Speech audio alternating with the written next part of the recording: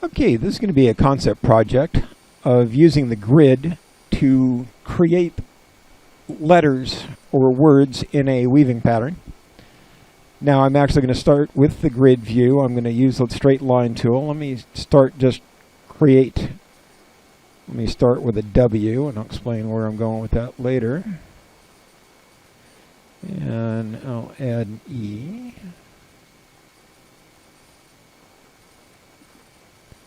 So now I have a choice. When I set this up, I can weave it horizontally so that the warp threads would be running vertically.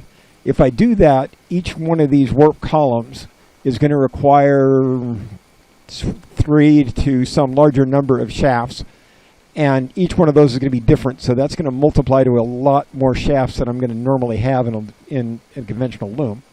But what I can do is weave this sideways so each row would then require that. For example, if I'm going to do it in a three thread twill, each horizontal row would require 3. So if I have 5 rows, that would give me 15 threads, or I could go to a 6 thread damask, for example.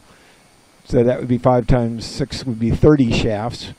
So I've now gone to, if I'm going to turn this sideways, let me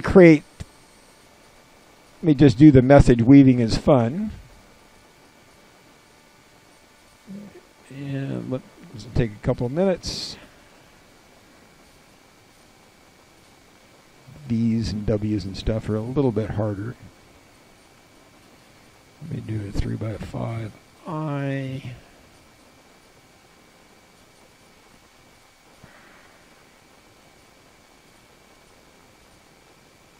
I'm just going to do a little bit narrower N. G's again are a little bit awkward.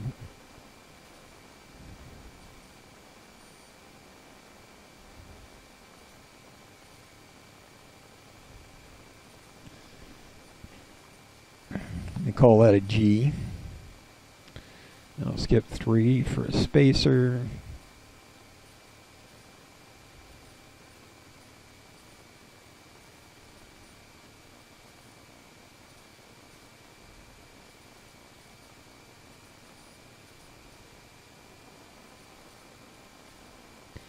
And you can kind of create whatever font you want in this. I'm going to keep it relatively simple.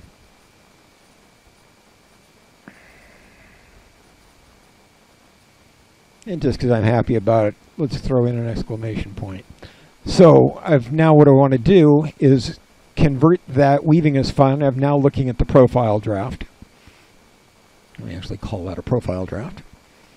And now, next thing I want to do, I'm going to have to weave that sideways. So what I'm going to do is come down. Is that wide enough?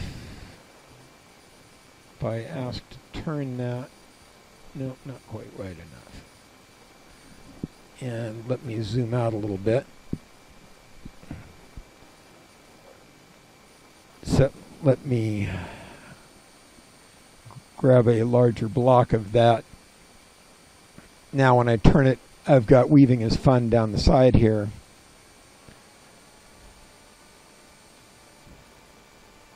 Oh, I lost the exclamation point. I can redraw it sideways here. Okay, now, if I want a little bit of white space around that, now I've got weaving is fun, so that when I weave that, turn the weaving when I'm done, I've now got that going across. I've got a profile draft. If I ask to convert that to a threading, if I look for the thumbnails, it's actually going to show me what that looks like in each one of the various shafts. If I look at the mouse over up above, it's telling me what type of weave structure it is. It's a 4-thread broken tool. That'll require 24 shafts.